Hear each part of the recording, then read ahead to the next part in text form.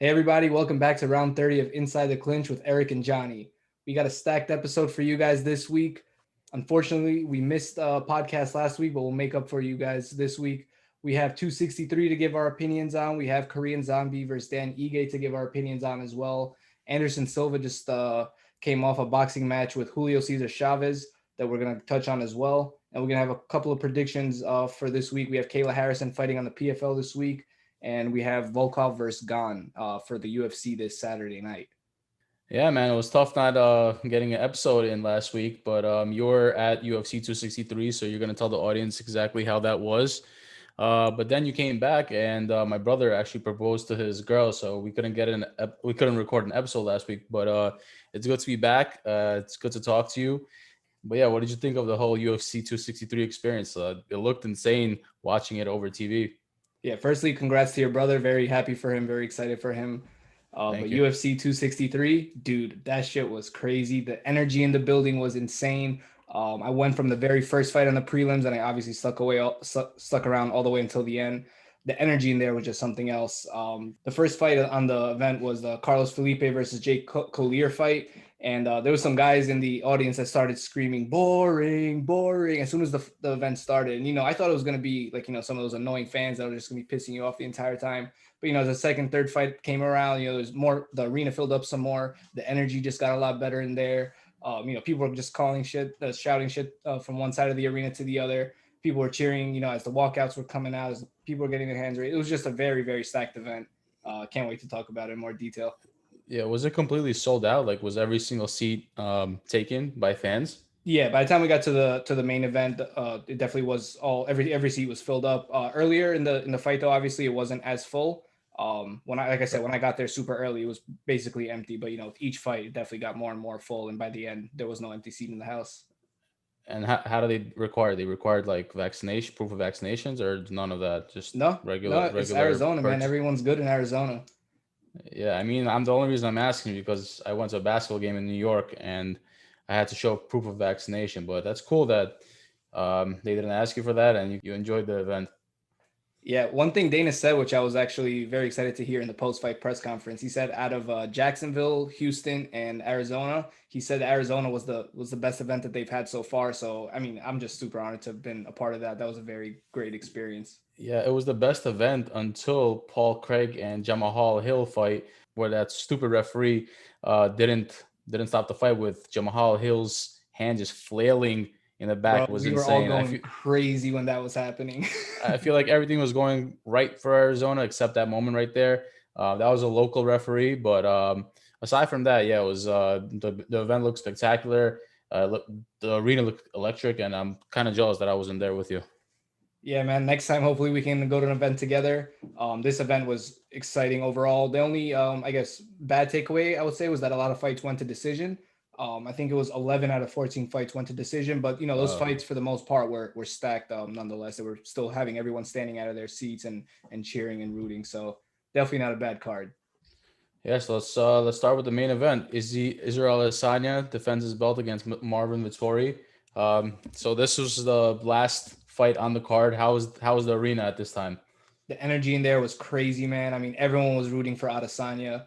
He was definitely a bigger fan favorite. And going into the fight, I feel like I had a feeling that less people would be on the Adesanya boat just because of he's coming off of a loss, and a lot of people have been saying for a while that he's overhyped. And coming off of his first loss, this would be the best time to root against him. Unfortunately, I think the people hate Marvin Vittori a little bit more. Personally, during the press conferences and everything last week, I thought Vittori was super cringe. The two of them were really cringe at the press conference, but I feel like Vittori was Yeah, kind of yeah. There's just something about Vittori's personality. Like I'm not really the biggest fan of Israel Adesanya. I think he's kind of cringe. Kind of cringe. His anime stuff is a little bit weird. But it's kind of hard not to root for him when he's fighting Marvin Vittori. Marvin Vittori is just like such an unlikable guy. Like his statements, the way he talks, the stuff he says, all of it just combined is just like, I want you to lose, you know? And I'm glad that Israel Adesanya got the job done. But I must say that I don't think this was the best Israel Adesanya we've seen. I'm not going to say it was a close fight. Israel Adesanya was definitely the better fighter in the fight. But I feel like this is not the best Israel Adesanya we've seen thus far. I think part of the reason that may be is just because of he was being cautious of the takedown threat. We saw that was the main key to victory for Jan Blachowicz in his last fight. And, Marvin Vettori did have success with that in their first fight by the time the third round got around. But, Izzy he was just, in my opinion, being a little bit cautious of getting that takedown. He didn't want to give Marvin any opportunity. But yeah, man, Yeah, Adesanya is, I know you're not his biggest fan. I just think the guy has a lot of potential still to be unlocked. And he's already on such a big head start in his career. You know what I mean? He's super young. He's already a champ and, one of the most dominant champs that we've seen so far. yeah. You mentioned takedowns. So Marvin Vettori attempted 14 takedowns and he landed four of them. And of those four takedowns, you can't really count any of them because um, two of them, Israel Adesanya was able to get back to his feet, and the other two, he like switched in position and got the dominant position from Marvin Vittori's takedown. And the other attempts were not really successful at all. So I believe some people that say that Marvin Vittori had the advantage in the grappling department in this fight, I believe that's completely false. We see how Israel Adesanya has developed his grappling and takedown defense, and it's tough to beat him now.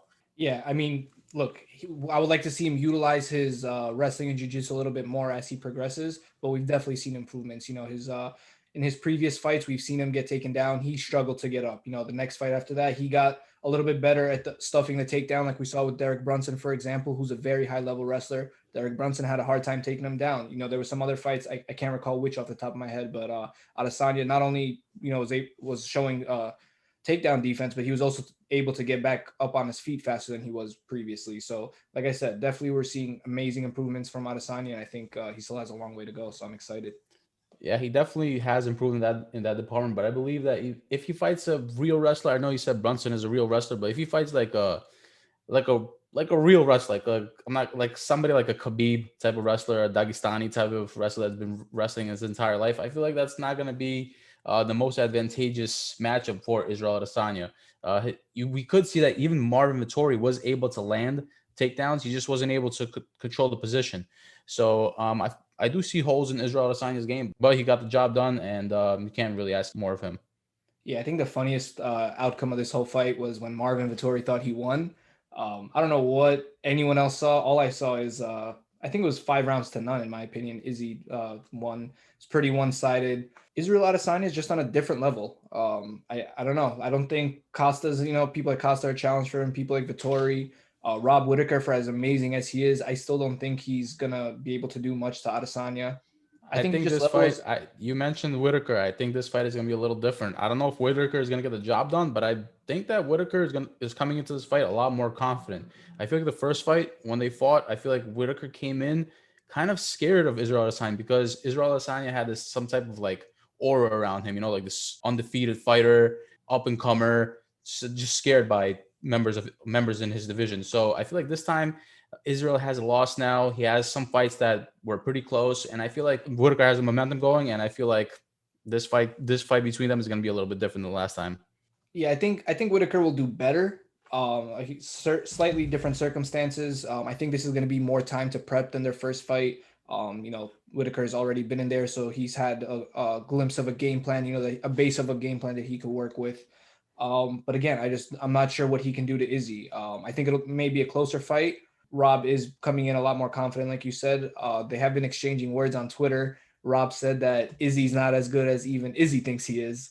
So hopefully both guys come in healthy, both guys put on a show. But I will be Yeah, rooting for I think that's Adesanya. a very accurate statement, honestly. I think Izzy is not as good as he thinks he is because there are a lot of holes in his game. His wrestling, his grappling is just not there. We just haven't seen him get dominated in that particular area, but it's coming, man. It's gonna come I like don't think very there are any soon, I high feel like. level. There aren't any high level wrestlers that are ranked in that division. I mean, hopefully Hamzat makes his way up soon. But Yeah, Hamzat is coming. yeah, but So who Hassan wrestling is. wise, who's in that division? I don't think they really have any people Well, other I than don't know if Brunson. there's necessarily anyone in the division right now that's going to pose a threat, but you know how the UFC is. There's There's fighters always coming someone. in, always someone coming in that's better than the last. So I feel like there's going to come. I feel like there's going to come a time that there's going to be a dominant grappler in the division, and Israel Adesanya is going to have a hard time with that.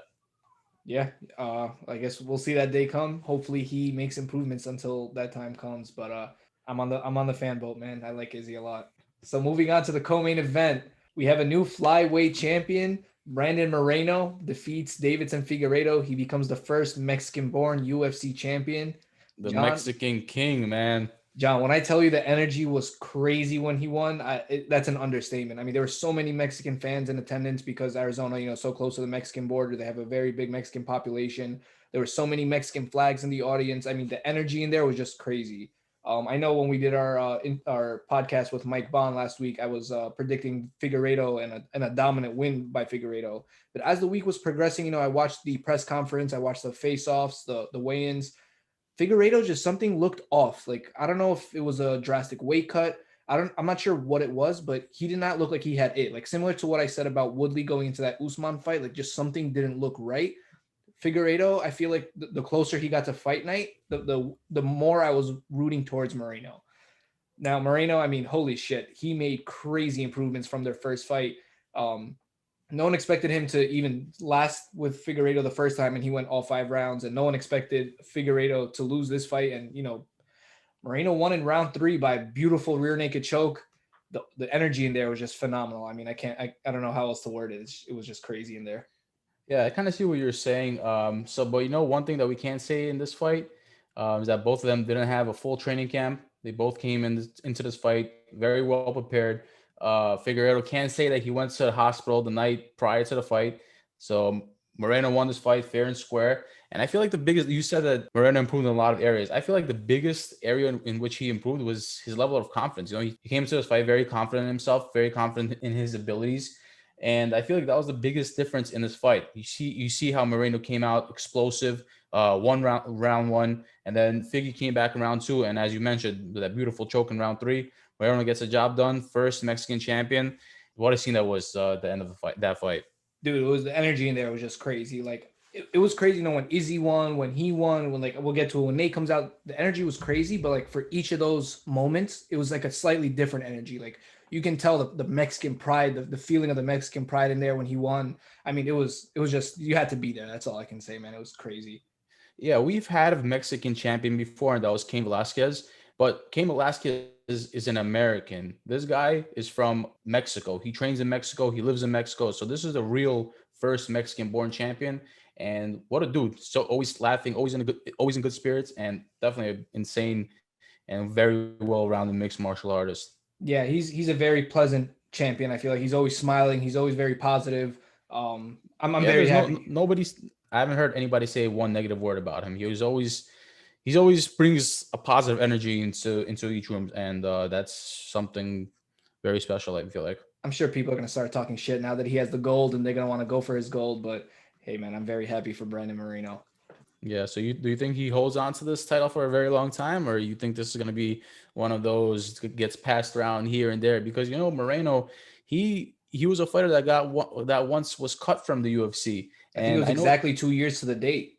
I know he's a different fighter now, but he could lose. It's not out of the realm of possibility. He looks incredible right now, but I feel like I don't know, man. It's a tough division. Look, over his last few fights, I've seen amazing improvements from Brandon Moreno, and for someone his age, that's exactly what you want to see. He did struggle early on in his career, but we've seen him make improvements. And I'm not sure that I can confidently say that nobody will beat him, but I think he can definitely defend that title at least several times. I don't think there are any big threats in the division. There's a few decent names, but I don't know. That division is smaller, so there's only a handful of big It's fights. Askarov next, man. Yeah, that fight would be Askarov. interesting.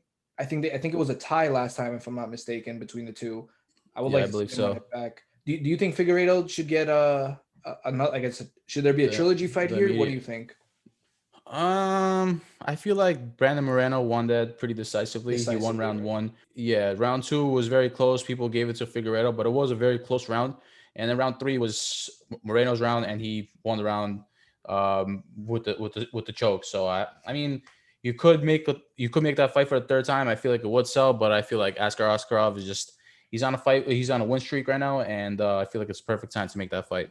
All right. Now moving on, we had Nate Diaz making a return against Leon Edwards. The people's main event. The people's main event. Now, I think Nate Diaz had the loudest reaction from the audience when he came out. He walked into the octagon, he flexed his biceps like he always does. I mean, we all lost it. Everyone was out of their seats cheering. Everyone had like Nate shirts, and there were Nate Diaz Army flags in there. Dude, he was definitely the fan favorite of the night. It was insane. Yeah, but let's talk about Leon Edwards, who won the fight. I know it's so crazy how Edwards fights somebody, literally like beats the shit out of them, and then we're talking about Nate Diaz because the last 30 seconds of that fight, where Edwards says that he kind of like slowed down, But and Diaz was able to capitalize. But we're always talking about Nate Diaz. Let's talk about Leon Edwards. Let's start the conversation with Leon Edwards and not Nate Diaz for once. absolutely, man. Leon, what a fucking beast. 5 round fight for 4 rounds and 4 minutes. He was pretty much dominating Nate. We saw him pretty much standing on the ground. He was the man in the octagon. He was controlling the pace. He was controlling the pressure. And I don't know what happened in that last minute of the 5th round. Nate got him with a strong, I believe it was a left. He kind of dazed Leon Edwards, and then for the last minute and a half, you just see Nate Diaz trying to get Leon out of there. He kind of does one of those point and like laugh moments where a lot Yeah, of fans are he like upset. slaps him and then he punches him and then he points. So Dude, it was he did the crazy. same thing to Conor McGregor. I didn't realize that until I watched the slow mo the next day. You can see it was like a nice open hand slap, and then that's when he gets that. That's Stockton slap, bro. What do you mean? It's insane, man. I had money on Leon winning that fight, so I was rooting for him, and I was pretty confident that whole fight. And then the last minute, I'm just pulling my hair. I'm like, holy shit, this is not gonna end this way. But man, Leon stuck it out. Leon held in there, and I think Leon deserves that title shot next, man. Yeah, he definitely deserves that title shot next. But do you know who doesn't think he deserves the title shot next? Dana White. Yeah, Dana White thinks that Colby Covington is next in line, although Colby Covington has a loss to the champion already. Um, Give the title shot to Leon Edwards. He's on like a 9 fight winning streak. It's like, dude, just give it to him. He's fighting people that no one else wants to fight. He was down to fight Chimaev. He fought Nate Diaz. He was down to fight so many other people. So I feel like it's just his time. He's in his prime right now. How much more time are we going to waste of Leon Edwards? Like, yes, the last 30 seconds didn't go his way, and it's his fault for letting that happen. But come on, dude. It's a fight is To a be fight. It's not a street fight as Nate Diaz wants to make it seem. If this was a street fight that he would win, that probably is the case. But also in street fights, there's no breaks between rounds and stuff like that. So we don't know if that's true. But I feel like Leon Edwards deserves the title shot, and I thought he had a great performance. to be honest, I think even if that last minute or two didn't turn out the way it did, and it was looked like the rest of the fight, I think Dana White still would have been resistant to giving Leon that title shot. And I feel like the narrative would still be around Nate Diaz, regardless 100%. of 100%, of course. But, it's like they say. I'm sorry to interrupt you. Yeah, it's like they say. Leon Edwards just has the worst luck in MMA. I It's feel bad for the ridiculous. guy. And Dana White talks about him having the worst luck, and then says that he doesn't deserve a title shot. Like, dude, you have his fate in your hands, and you're basically making these decisions. And like, come on, Dana White, give him the title shot. I don't know. I guess I thought the Kobe fight was already set in stone. If not, I mean, I guess I would prefer Leon to get it. But one thing I do like about the champ Kamaru Usman is that he's very active. So if even after this fight, assuming it happens within the next month or two, I realistically, unless there's an injury, I see Usman getting in there one more time before the end of the year. So that's the one bright side, I guess, out of all this. I would like Leon to get his title shot soon. I don't think he should be fighting anyone else. There's already people lining up like 3 other fights for him to fight. The dude earned the title shot. Like everyone, fuck off. He deserved it. I think he's Yeah, in recent news, Jorge Masvidal's name was thrown out there, and Leon Edwards basically said that he doesn't think that Masvidal doesn't deserve the opportunity to fight him, and I completely agree with him. Like, Masvidal does have that one punch KO power, and we've seen Edwards get stunned several times in his career already. And like, why would he give all this up to fight Jorge Masvidal? I know that's going to be a big payday, but like, I feel like you worked so hard, just wait it out and fight for the title next. I think we've waited so long for that fight that waiting another fight or two, nothing is really going to change. They got into that fight backstage. That was a couple of years ago. We still haven't seen that fight, so I don't think Big that's piece a in fight. Minnesota. Yep, I don't think that's a fight that needs to happen today or tomorrow. But Um, that's the I fight think that it's a fans want. it's That's a the fight fight for that the the fan. fans, and I think that fight will be there for a while. But I feel like that fight can happen after Leon fights for the belt. If he'll have the belt. I don't know if Dana White's gonna want to give Jorge Masvidal another title shot, but you have now Leon with a belt versus Masvidal, or both guys coming off a loss to the champion and fighting each other. There's a different story you can build behind that. I could see Dana White giving Masvidal the title shot before Leon Edwards. Honestly, like You're don't not you wrong. like? You're not He's wrong, man. I feel he's so gonna bad for he Leon. makes more money off of Jorge Masvidal and Leon Edwards until this last fight with Nate Diaz. Most people didn't know who he was. One of my friends from school actually texted me asking me who do I think is going to win between Nate Diaz and Leon Edwards, and I said obviously Leon Edwards. He's like, oh, I think Nate Diaz is going to win. I don't know who the other guy is, and I feel like that's the narrative around most casual fans. You know. I agree. I agree. Leon, I think this past fight, he's definitely gotten his name out there. A lot of people were hoping with his fight against Bilal Muhammad that his name was going to get out there, but unfortunately, it ended the way that it did.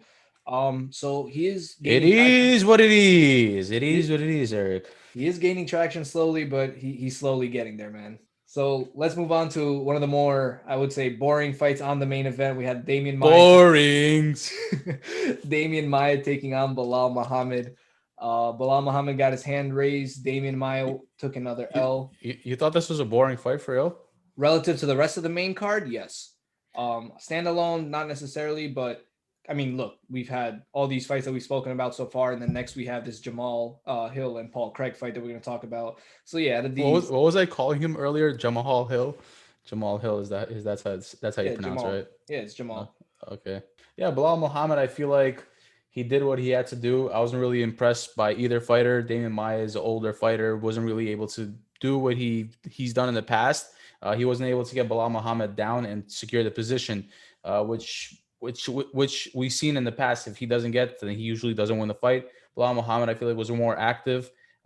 He was more active in the striking department, and I feel like that was like the biggest difference in the fight. And as you said, I guess not the most entertaining fight, but still nice to see Damon Maya put on a performance. You know. Yeah, in the post fight press conference, Damian Maya said he had one more fight, but I think Dana White said that that was the last fight on his contract.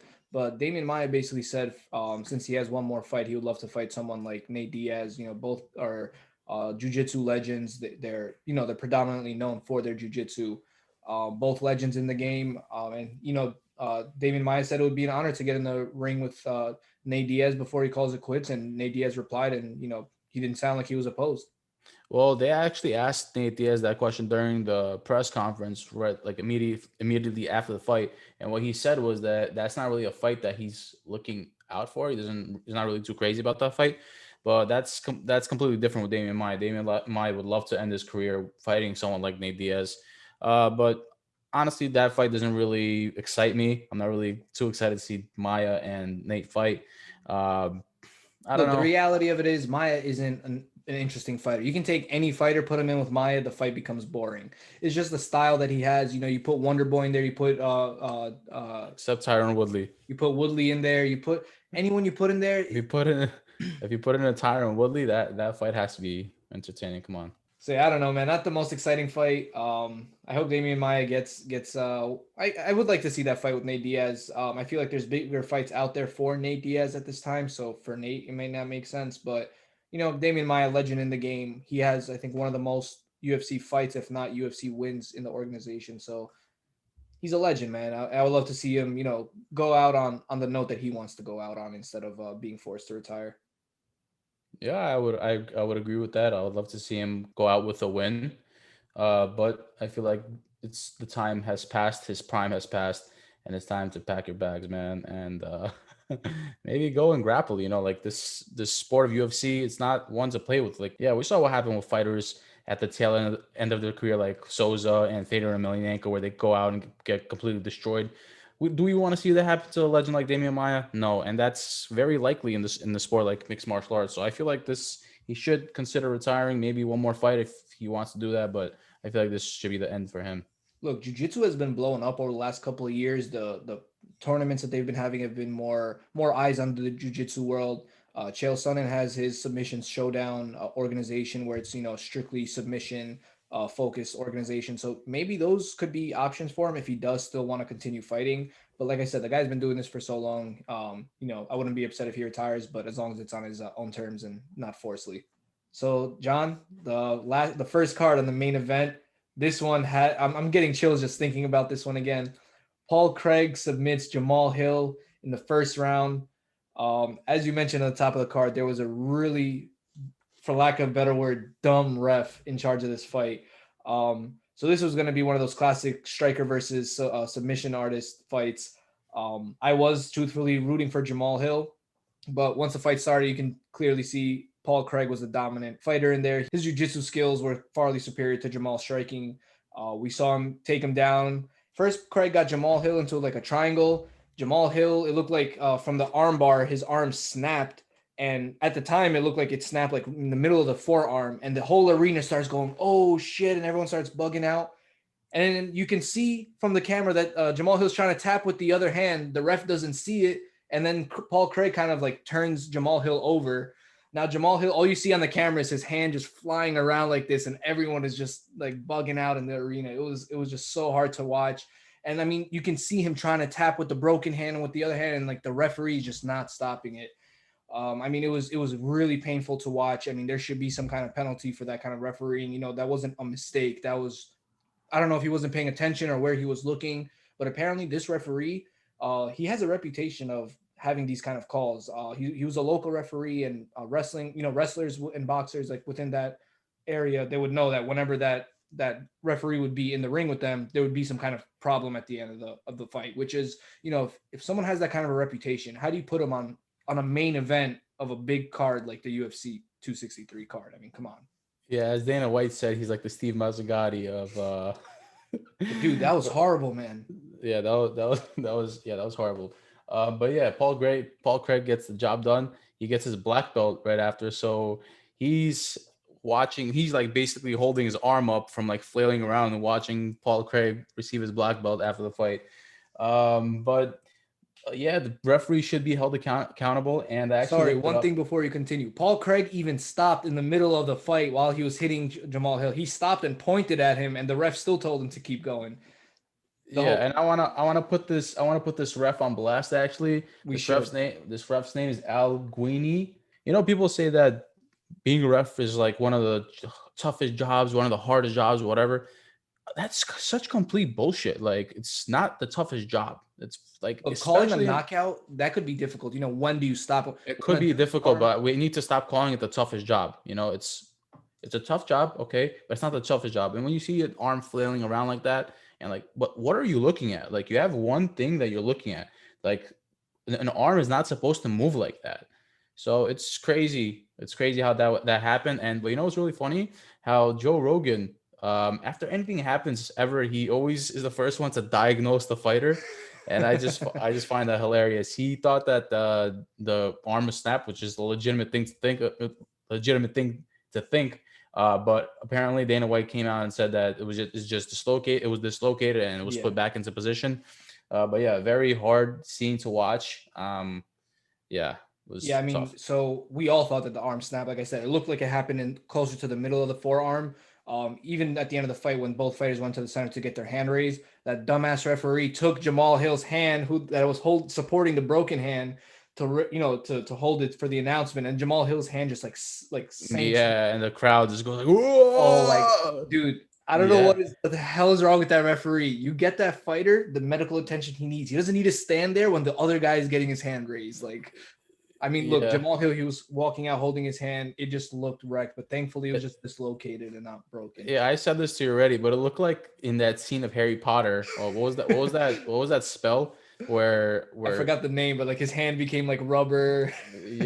So basically, it looked exactly like that. And it's like the referee's looking at something like that and it's like, oh no, this is normal. Let me let the fight go on. Like, it's ridiculous, bro. Dude, I'm getting chills just remembering that shit. Yeah, it was hard to watch. It was literally hard to watch. And him holding his hand, and as you just mentioned, when the referee tried to like grab his hand and he let go of his arm, and you see the arm just flap. It was just it's a dangerous sport, and he's such a young fighter, and he was undefeated prior to this. Highly regarded, and it's just tough to watch him go through something like that. But I hope he comes back. Hope he heals up, and the arm is not going to be an issue for him going forward, because he is a highly regarded prospect. Absolutely, and he's known for his striking, so we don't want to see any injuries to those limbs prematurely. Just to quickly sum up the rest of the card, Drew Dober versus Brad Riddell, which was the final card on the prelims. That was fight of the night. Big That was a congrats. crazy card. Crazy card. I know we're not trying to get into these prelims because just for the sake of time, that was an insane fight. What a beast. Hell yeah, Brad Riddell, you're the fucking man. Drew Dober though, like I like that guy too. I want him to just reset, get back onto the drawing board, and see him back in there. It's definitely not the end of him and his career. The guy also has a lot of potential. So looking Both forward. very high IQ fighters. And don't look at the fight with Islam Makhachev and Drew Dober. Drew Dober could fight, like Brad Riddell was the dominant fighter in this fight, but Drew Dober could fight. Yeah, and I feel like the audience needs to respect that. A couple of other big wins. Eric Anders defeated Darren Stewart. Lauren Murphy defeats Joanne Calderwood and will likely get the next flyweight title shot. And another fight that was very exciting to watch: Movsar Ivolev versus Hakeem Dawodu. Two very exciting prospects, but Movsar, he made pretty light work. He made a pretty one-sided decision fight. So, congrats to That him on dude's a that. beast. That dude's gonna be either a future champion or somewhere up there. He's undefeated right now, that kid, I no? believe so. Yeah, like 14-0, I think, something like that. Also from Dagestan, Yes, sir. right? Yeah, man. He's a tough night for anybody in that division, bro. Keep your eyes on him, guys. On the early prelims, we had Kianzid defeats Alexis Davis. Terrence McKinney defeats Matt Frivola. Funny story, I actually ran into Matt Frivola in the hotel the next morning, but considering he got knocked out in 7 seconds, I wasn't sure if he wanted any people approaching him. But big shout Probably out to not. Terrence Probably McKinney. not. Also on the card, Chase Hooper lost to Steven Peterson. Chase Hooper was another one that got a lot of love from the crowd, but fortunately, the decision did not go his way. Faris Ziam defeated Luigi Vendramini. And to start off the card, Carlos Felipe got a split decision win over Jake Collier. So, like I said, this was a pretty stacked card. I'm more than fortunate that I was able to be in attendance. One of the few events that have had fans since the pandemic started. And I can't wait to go to my next one, man. Hopefully, you'll be there with me. And we apologize to the audience for not being able to talk about UFC 263 immediately after the event. As you mentioned earlier, we were a little bit busy last week, but yeah, what a heck of a card, man. Another UFC card. We're gonna recap quickly before we move on to our predictions for this week. Korean Zombie got his hand raised against Dan Ige in a unanimous 5-round decision. To be honest, I thought Dan Ige was going to be able to get his hand raised in this fight. I thought the power that he had would be able to put Zombie out. But Korean Zombie surprised me, honestly. He showed that he was back in there, that he hasn't fallen off completely. I was impressed by what Korean Zombie showed. I did not expect that from him. Yeah, the one thing that you said to me during the fight was we could see like a clear advantage in terms of the reach. Korean Zombie did have an advantage in that department. I feel like that was a big difference in the fight. In terms of strikes, they were very close. In terms of significant strikes, they were very close, favoring Korean Zombie. The refs had a 48-47, 49-46, and 49-46 for Korean Zombie. There were 3 takedowns, 3 submission attempts for Korean Zombie. So all around impressive performance by Korean Zombie. But yeah, I also predicted that Ige was going to get the job done. But it's nice to see Zombie back in the win column. Yeah, like you said, we saw a lot of output from Korean Zombie, both standing up on the ground and in between. Like you mentioned, the size difference was the biggest thing there. I feel like if the size was closer, lengthwise at least, I think Dan Ige definitely would have been able to get the job done. I think he had a little bit of a hard time getting inside the distance of Korean Zombie to land the punches that he needed. And Korean Zombie did a great job keeping him at a distance with his jab and taking him down when he needed to. I was, like I said, very impressed with his performance. So Holloway and Yair Rodriguez currently have a fight booked, and then Brian Ortega and Volkanovski have a fight book and current coaches of the Ultimate Fighter. So all those 4 that I just mentioned are ahead of Korean Zombie, and so it does kind of put him in a weird spot. But I would like to see him fight Cater. What do you think of that? Yeah, I've seen a few people mention the Calvin Cater fight. I think it makes a lot of sense. Calvin Cater is another one of those guys that was doing really well, making his way up the division. He did get stopped by Max Holloway, but chances are, if you're in that division, that will happen to you. I think that's a great fight to make. I do think that Korean Zombie needs at least 2 more wins before he can talk about a title, just because of his last couple of performances. But yeah, the Cater fight is definitely a step in the right direction. I think it makes sense for both fighters coming off a loss, both middle to the high end of the rankings. So Well, I Zombie like didn't that. come off a loss. You're talking about prior to this. Yeah, sorry, you're right. Yeah, he did lose to Ortega, but now that he beat Ige, yeah, he got his hand raised. Cater's coming off a devastating loss to Max Holloway, so that should be fun. It'll be interesting to see, man. There's things brewing in every division, this division especially. I mean, I'm excited for what this division has to come. Yeah, but let's before we move on from this event, let's just quickly talk about Alexei Oleinik, a veteran of the UFC, and Spivak. Um, Spivak won the fight 29-28 on all judges' scorecards. Oleinik is now 0-3 in his last three fights, so I feel like this might have been his last fight. I feel like Dana White is going to cut him, or the UFC brand is going to think about cutting Oleinik, as hard as that is to say. I don't think that's too hard to believe. Only look, Olenek is a great submission artist. He's a great fighter, but he's old. He's not realistically in title contention. He's not the biggest draw as far as the fans are concerned. So, he's coming, like you said, 0-3. So all these things are kind of, signs towards packing your bags and go back to where you came from. Yeah. But I don't know. I mean, I think it depends if Dana and the UFC brass have any more fights lined up for him. Because look, there's definitely guys he can still beat in the division. But realistically, I don't think he's gonna be in the top three by the end of his career at any time. Also on that card, Marlon Vera got a unanimous decision win over Davy Grant. We've seen great improvements to Cheeto's game. He's been using, what was most impressive to me was how he utilized the elbows in that fight. I mean, he was just punching with his elbows pretty much. I mean, he sliced Davy completely open. That was impressive to see him utilize that as much as he did. Yeah, he was a man possessed, man. He was just extremely explosive the entire fight. That fight, I believe, was fight of the night, right? I don't know. Yeah, I think you're right. I think that was fight of the night. Yeah, well, this dude Vera, people keep counting him out. He fought O'Malley. People thought that O'Malley was going to destroy him. He fought Aldo, very close fight, and now with this fight with Davy Grant, very close fight, very explosive fight. But shout out to Vera. One last shout out. Matt Brown got a crazy knockout on this card as well. The immortal. Second round knockout against Diego Lima, the brother of the Bellator champion Douglas Lima. Matt Brown, man, for anyone counting him out, he's still in there. He's still fighting.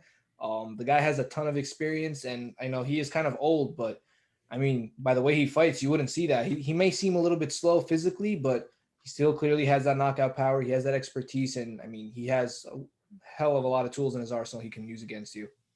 Yeah, he has some of the craziest KOs in UFC history. Just YouTube him, YouTube his knockouts. They're just insane. And he's just not letting the UFC release him. The UFC are putting young fighters against him, thinking that this is going to be a stepping stone fight for them. But he's saying, "Nah, I'm still here, and I'm still top dog in the division." Do you think Matt Brown versus Nick Diaz would make sense for the return of Nick Diaz? We don't want to give, like we mentioned, we don't want to give Nick Diaz someone too fresh, someone too young, someone too advanced. But Matt Brown, they were in the game around the same time. They're both around the same. I feel like it does make sense if you look at it on paper. I feel like it does. That fight does make sense, but in terms of draw, Matt Brown has been in here for a very long time. But like, who is Matt Brown? Like nobody knows. Nobody knows who Matt Brown is, and like putting him with someone like Nick Diaz, a legend. Everybody knows who Nick and Nate Diaz are. So I feel like that's just something that will never happen unless Matt Brown somehow explodes and becomes super famous. But I feel like that's just not really possible anymore. Yeah. So that concludes that UFC fight card. We also had, like we mentioned, Anderson Silva got his hand raised against Julio Ceazer Chaves Jr. in an 8-round boxing fight. It went to decision. John, I was very, very surprised at how great Anderson Silva looked in there. The guy was moving great. We saw some of the old Anderson Silva of the whole, taunting his fighter to come fight him in the corner. Like, I felt great watching this fight. I thought this was going to be one of those, like one of those, like the rest of these boxing MMA fights that we've seen, like not very exciting, kind of one-sided. But Anderson Silva, dude, he was exciting to watch in that ring, man. Yeah, I feel like we've been watching a lot of this boxing versus MMA these past few years, and I feel like boxing has been winning because it is their sport. And Silva came in here tonight, an older Anderson Silva, and he proved everybody wrong. He won the fight via split decision. Chavez is a former WBC world champion, and for Anderson Silva to come out and do what he did at his age is just truly remarkable. And it's just awesome to have somebody like himself represent the sport of MMA. Yeah, I mean, he looked happy, at least from what I saw. He looked like he was enjoying himself in there. Like I said, seeing him do some of those nostalgic moves, like baiting his opponent into the corner. His opponent didn't want to go in there. Then he kind of came out, boxed with him again, and slowly tried to bring him back into the corner. I was just very excited to see Silva just do well. He also got an extra 100K because Ceazer Chaves missed weight, and so that's another big point to point out for Anderson Silva's win. Yeah, Chavez.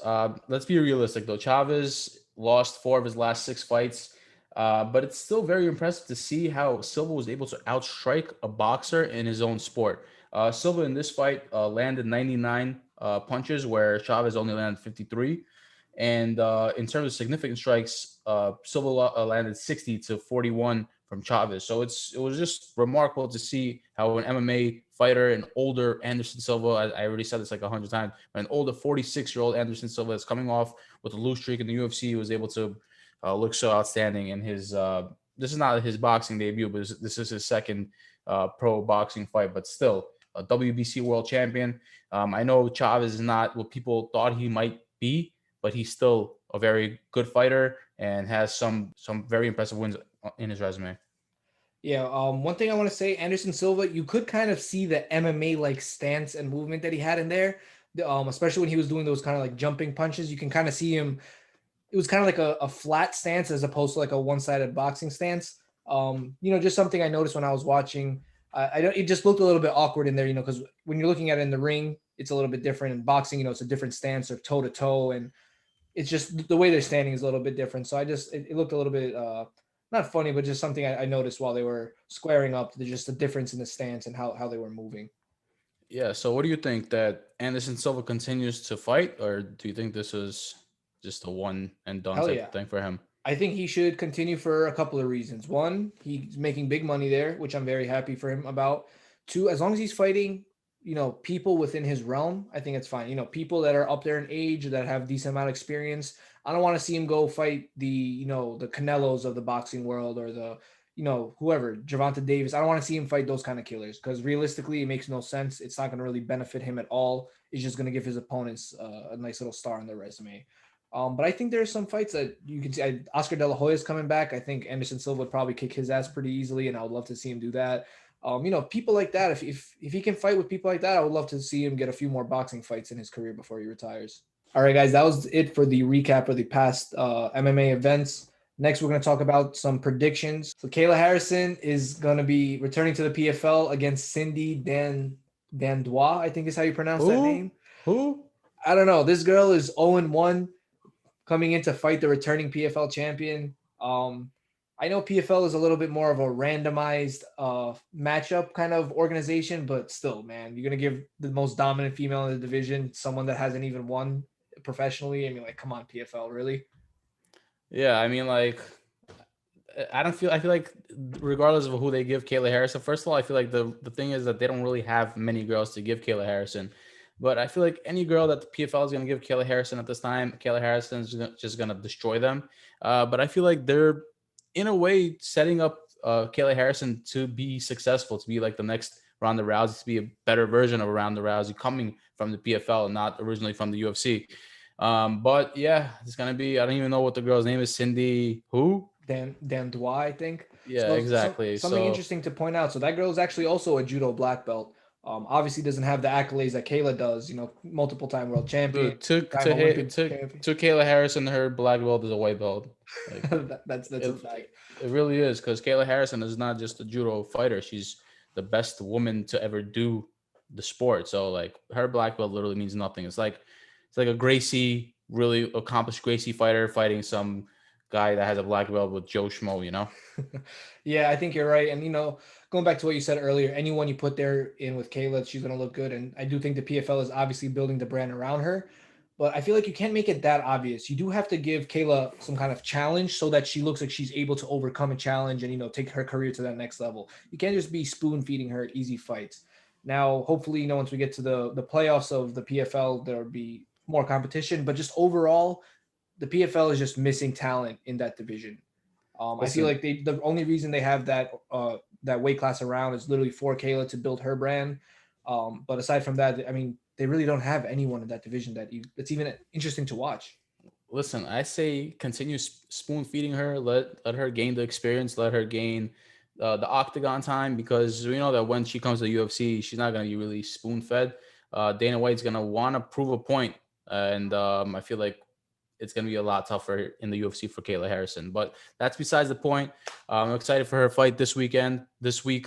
And I just feel like it's going to be probably like a first round finish again for the judo black belt and two-time Olympic gold medalist. Yeah, guys. So that's gonna be this Thursday on ESPN Plus, 6 p.m. Eastern, 6 p.m. to 10 p.m. Eastern.